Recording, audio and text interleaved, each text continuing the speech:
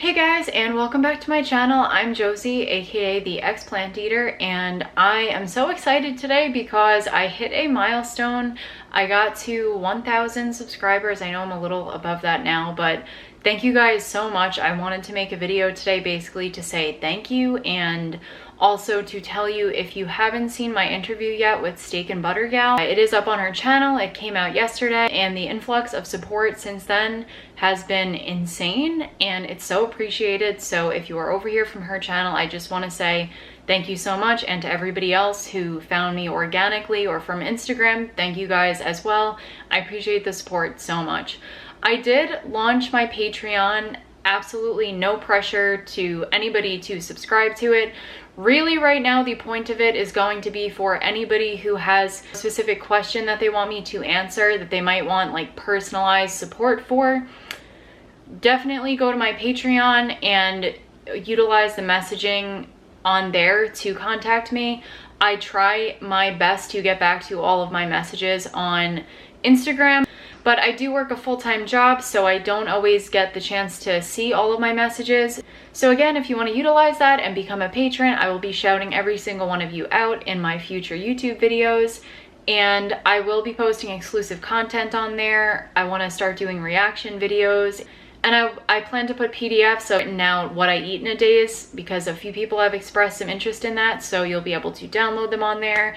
And I will just build it as time goes on. I will say the third tier, which is the most expensive, once people do start subscribing to that, I'm going to be doing a live video for an hour once a week, and it will be for discussion. It will be another way for you guys to get your questions answered by me. But again, that is my most expensive tier, so I'm not really expecting people to be subscribing to that anytime soon. If they do, then the live videos will start a lot sooner than I think. So anyway, today I wanted to do a Q&A video. I have quite a few questions to get to. So first of all, I'm going to address some questions about my colitis. I got a question of how it is in general on the carnivore diet and how long it took me to stop taking medications. Firstly, my colitis is a whole lot better. So colitis is a chronic condition, so technically I'll always have it, but I honestly don't even consider myself as having it anymore. My last flare-up was around last May, and I don't take any medications. The only medication that I have ever taken for it was prednisone, and that was in 2017. I took prednisone for about a month, and that got me back to it healed my colon enough that I was able to function again and get back to a healthy weight. And even though I had flares after that, they were manageable enough that I didn't need to take medication. But I definitely, throughout those years before I started the carnivore diet, my health was not optimal. My colitis was on and off. So again, since I started the carnivore diet, no, I have not been taking medications. The last medication that I took for it was in 2017. So also I didn't have to adjust to not taking medication. So if you are in that situation of starting to try this diet and you are on biologics or something else along those lines, I'm absolutely not going to tell you to just stop taking that. I would heavily research doctors that do the carnivore diet and have helped people to cure autoimmune disorders, get their advice or watch their videos about it, see what they say in terms of getting off the medication. I know that it's possible, but I cannot give specific advice about when and if you should do that. So I hope people understand why, because I'm not a medical professional. So somebody else asked how I feel about saturated fat and cholesterol, and if I think it's dangerous to have high cholesterol and to consume a lot of saturated fat. Again, I'm not a medical professional, and I'm honestly getting up to speed with learning about these things as well. So anecdotally, I don't think either of those things are bad for you. I think that the foods that, take the standard American diet, for example, I think that a lot of the foods that people eat with meat and dairy, so therefore they eat them with saturated fat and cholesterol, I think that those are the foods that are a lot more damaging to your health. So things like seed and vegetable oils, processed foods like refined sugar and refined flour. I really think that those damage health a lot more than cholesterol and saturated fat. Those are nutrients that we've been consuming throughout human history that literally helped our brains evolve. So no, I don't think that they're inherently bad. I am still researching these things for myself, so I don't have any like studies, specific studies to cite, but they are out there. There was a study that came out a few months ago, I believe, about how meat eating prolongs life. Again, I'll link it. I'll find it and I'll link it in the description, but these are things that I'm learning for myself right now. So all I can really say, I have faith that cholesterol and saturated fat are good for me. Eating them again has transformed my health, my energy levels, my mental state, my mental health. So I truly do not believe that they're bad for me, but I would have to research it myself for a lot longer to be able to give you a very specific and technical answer. So I hope people understand that.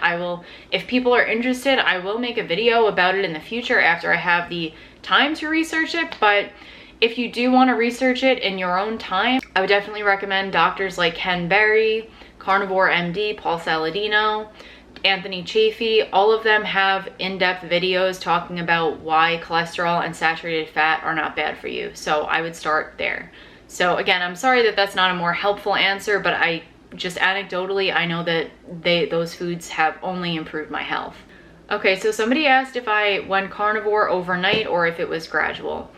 I did not do it overnight, which was the complete opposite to how I started veganism. I became vegan literally overnight. I watched Earthlings and the next day I stopped eating animal products. I think I was a vegetarian already, but the next day I stopped eating any dairy as well.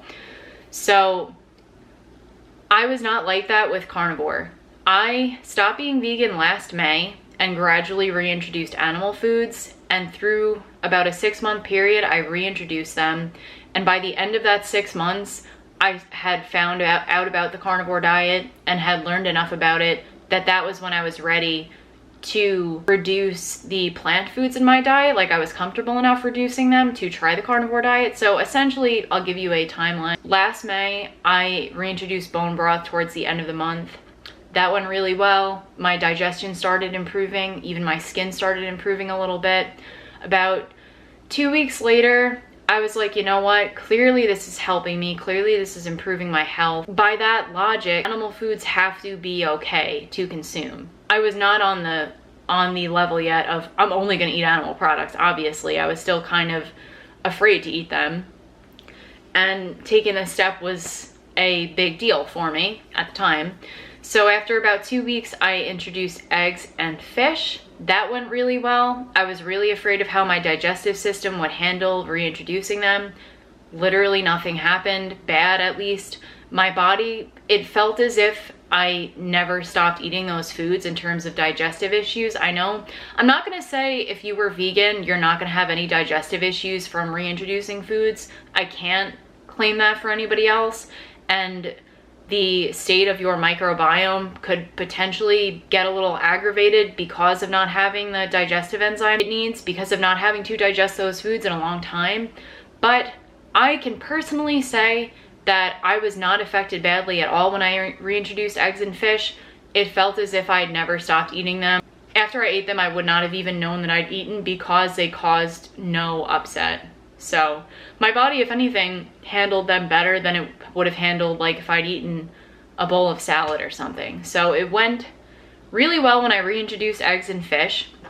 So after that, after about a month, I was like, again, the logic kicked in and I was like, okay, that went really well.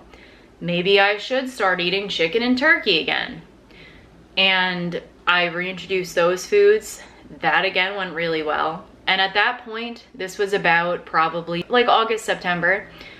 At that point, I was starting to do a lot more research. I was starting to watch people's ex-vegan stories. I found Spharia, if I'm pronouncing that right. I probably never will. But I found Sparagus and Goddess. Again, I'm butchering it, definitely. But I found his channel. And I started learning about the carnivore diet. I found Steak and Butter Gal, probably not long after that, Lily Kane. I found Anthony Chafee, Ken Berry. And I started learning about this diet that initially I found really crazy. But the more that I learned about it, the more I saw amazing testimonials like Steak and Butter Gal, like seeing how amazing her skin was and how young she looked and the health improvements that she had from transitioning to this diet, that really made me realize that eating animal foods again was a good thing for my health. So that got me to the point where I was comfortable enough, probably in November or December, to reintroduce beef, lamb, pork. So I introduced that in another stage. And at that point too, again, I was starting to learn about the carnivore diet. So I was learning about the importance of things like beef fat, liver, other organs. And again, I wasn't doing the diet that I'm doing now with like no plant foods. I was still eating probably a very small amount of processed foods, fruit definitely, maybe some vegetables, maybe still like hummus and stuff, which is like ew to think about now, but I was still including foods like that. And then eventually I kept seeing the health benefits. I kept seeing that the less plant foods I was eating, the better I felt, especially in terms of my digestive system. So in February, I was comfortable enough and I learned enough to almost completely cut out all plant foods, and I basically transitioned to the diet that I eat now, where I eat fruit every once in a while. I did reintroduce dairy as well, grass-fed, and I haven't really strayed too much from that unless I get raw dairy. That's obviously better. I probably reintroduced dairy also around the same time as I reintroduced beef. And again, so that was over about a 6-month period that I reintroduced the animal foods, and then I gradually ate less of them. So it definitely wasn't going carnivore overnight. If you're transitioning from being vegan, I don't necessarily think you should start the carnivore diet overnight. I think that the side effects of doing that could deter you from this diet. So I would highly recommend being a little bit more slow and steady about it, but it is completely up to you. I mean, Steak and Butter Gal transitioned to the carnivore diet overnight. She has been open about the negative things that happened because of that, but it ultimately led her to a much more improved state of health, and she was able to lose weight and get her hormones in balance and get her period back. So obviously, in the end, either way, eating this diet will have immense positive effects on your health. Somebody asked me about if I use spices and how I stomach beef liver. So I covered this in my last video too, so sorry if I'm repeating myself, but I don't use any spices. I used to use Tabasco sauce. As of late, I haven't even been using that because it aggravates my gut too much, and actually I stopped using it and my stool started going back to normal after I was getting diarrhea again. So clearly I can't do it. I can't speak too much about other spices. I might not be as sensitive to them, but I just don't really care to find out at this point now that I found something that works with my gut. If you do want to have some kind of condiment or some kind of spice and it doesn't aggravate your digestive system at all, it doesn't cause anything negative to happen to you, then I say include it. And if down the line you think it might be beneficial to take it out of your diet, then do it then. But if it's going to facilitate you eating a diet that's high in animal nutrients, which I think leads to an optimized state of hormonal health, mental health, and physical health, if it's going to help you eat that kind of a diet, then go for it. Like, include spices for as long as you want and cut them out when you're ready.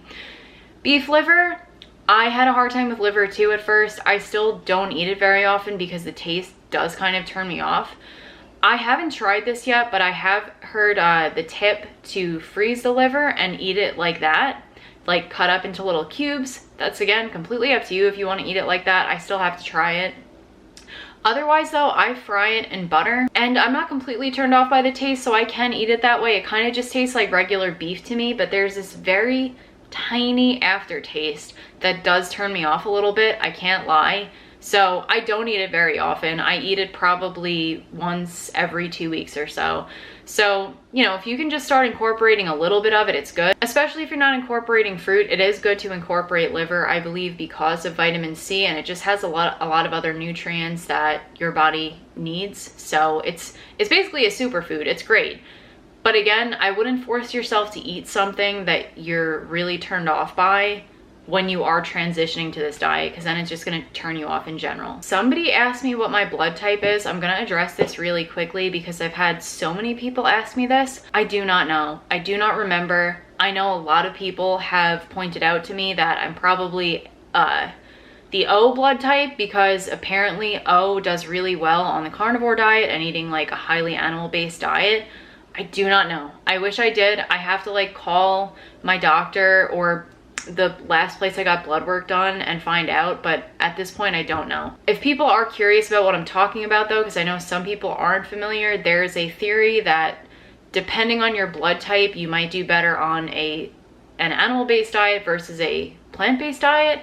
I believe that it's the A blood type that does really well on a plant-based diet, but again, that's just a theory. And I've had a lot of people that are an A blood type reach out to me and say that they were told that and that it wasn't true, and that they do better on a more animal-based diet. So I don't know how much truth there is to that. I'm sure there is some shred of truth to it, but I don't think it's absolute. Somebody asked, if you can't do all grass-fed meats, is this diet still beneficial?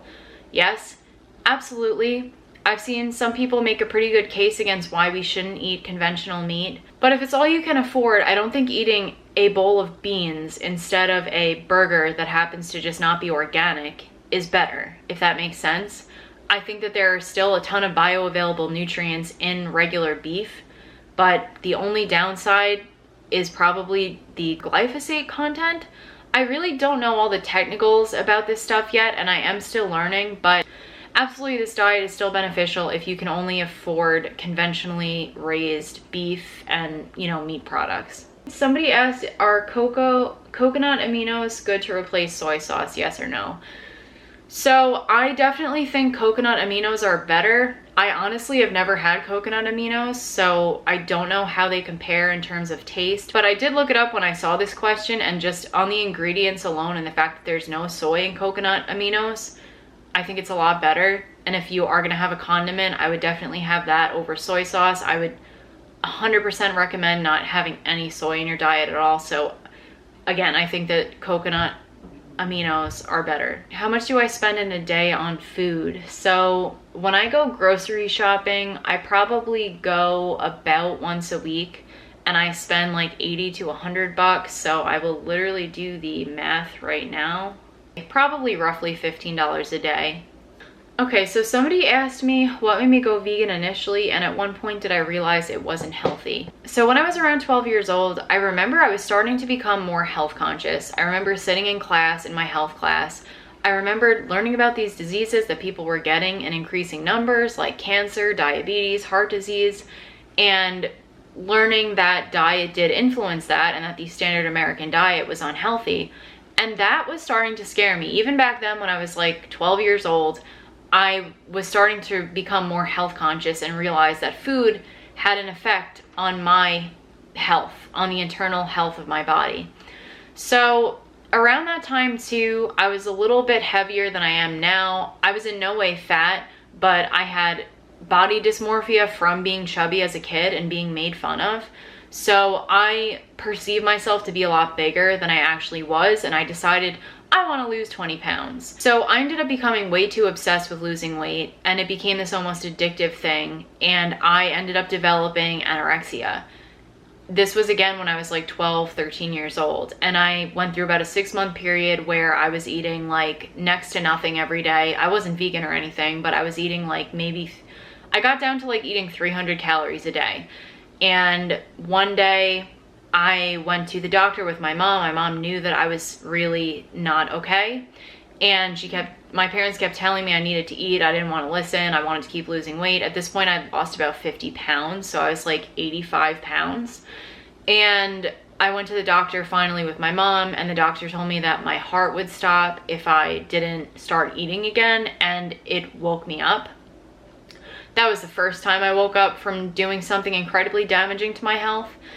And after that, I started eating again. I'm sure anybody else who's dealt with eating disorders, especially anorexia and severe calorie restriction, I'm sure you know that it's pretty normal that when you finally decide to start eating again, you kind of go a little crazy and you binge and stuff. So I dealt with that for a couple of months.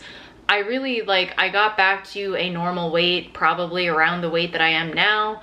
And after that, I became vegan. I saw the PETA tent at Warped Tour one day, and they were showing the videos of what happens in slaughterhouses and giving out pamphlets, and I was a perfect candidate for veganism at the time because I was still not out of that mindset of wanting to restrict and wanting to control what I was eating. So I became vegan overnight after that. I think I went home and watched Earthlings that day, and I decided I'm not eating any animal products. And a part of it was this obsessive compulsive attitude I developed around food and around body image and weight. But a part of it also was because I genuinely did like indoctrinate myself into thinking that veganism was the healthiest and most ethical diet. So in all ways, like, it checked the boxes for me. Like, I wanted to eat in the healthiest way possible because I wanted to stop myself from getting really bad diseases. So in my mind, it made sense to me that veganism would do that. So that was a check. And then I really cared about animals, and I didn't want to hurt them or be the reason that they were killed. So again, I don't believe this anymore, but the ethical aspect of it that I perceived that veganism delivered on, that was a check too. So to me, it was the healthiest and most ethical diet. And I only really exposed myself throughout the years to things that enforced that for me. Like, I read the China study. I watched so many vegan YouTubers that, you know, claim to be so healthy, eating a vegan diet and seem to be thriving. I, you know, altered my diet throughout the years. I tried raw till 4 at one point. I definitely tried a fruitarian diet for like a week or two there. Obviously that didn't work out very well. I tried, aside from just fruitarianism, I tried the raw food diet for about a month. And then I think I started raw till 4 right after that. And then after all of that experimentation, I leveled out into eating about half my diet in whole foods and the other half processed foods like meat substitutes and dairy substitutes. I went through periods where I would stop eating them, but then I would always reintroduce them again. And I never associated them with being meat and dairy cravings. I always thought that, oh, I'm just craving this processed food that I want, this, you know, faux product. That's what I want right now, not the real thing. That's really how I thought about it. So that covers how I became vegan and why I went vegan. It woke me up to how unhealthy it was. So last May, about the same month that this happened in my life, my fiance's family had a really bad death of somebody that we were not, you know, it was very sudden. And that completely threw me into another flare-up. And I was desperate for something to make my disease go back into remission. So right at the perfect time, I think, I was reading this book about current events, and a paragraph in the book talked about the importance of collagen and cholesterol in the human diet and how deteriorating it is for your brain to not include those things. And I'd heard things like this before and I always brushed them off, but that was what made the light bulb go off for me. That made me think, maybe the tissue in my colon isn't healing because I'm not including collagen and cholesterol. Maybe those nutrients really can heal my body. It's been 14 years and I haven't included those, and, you know, my skin wasn't healing very quickly. If I would ever get a breakout, it would take a really long time to heal. Bruises would take a long time to heal. My colon was getting inflamed consistently and it wasn't healing. So it made the light bulb go off that maybe I should just try to include animal foods again. And I started off with just bone broth. And if nothing happens, then I know that veganism is right and that I'm just gonna have a messed up digestive system for my whole life. So that would have been a really sad reality, and luckily that wasn't the case. As I've covered, after about 2 weeks, my colitis really started improving. And if I stopped being vegan last May, like at the end of May, I would say like by mid-June, I stopped having colitis symptoms besides diarrhea.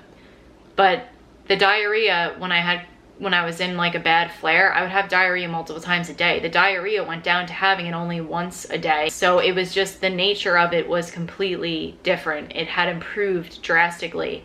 So since last June, since I reintroduced the bone broth, I haven't had another flare up. And that was essentially what showed me that I need to eat animal products or I'm gonna be dealing with colitis my whole life. And that is not a reality I wanna live in. I literally almost died from having colitis. So obviously I know for myself that my health has improved drastically, miraculously, more than I ever thought it could. So I'm very grateful for that.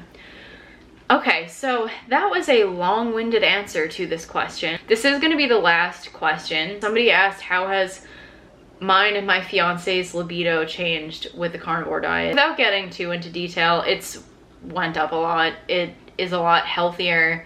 I think the soy definitely messes with your hormones, or just eating a vegan diet in general messes with your hormones, and obviously that's going to make your libido go down. But yeah, again, without getting too in detail, it's a lot healthier. So I hope that this was helpful. I feel like this video was a little all over the place, but I wanted to just make a video today to thank you guys so much for 1,000 subscribers. That blows my mind. And I wanted to tell you guys about my Patreon. Again, absolutely no pressure to subscribe to it and become a patron. It's really just for people that want my personalized help with their diet at the moment. Especially, I'm sure it could be beneficial for people transitioning to carnivore from veganism, because I do have a lot of insight on that. But yeah, I'm just putting it out there. You guys just watching my videos and engaging with me on Instagram alone is so appreciated and so amazing. I never thought that this account would blow up the way that it has so far. So yeah, thank you guys so much. I will see you in the next video.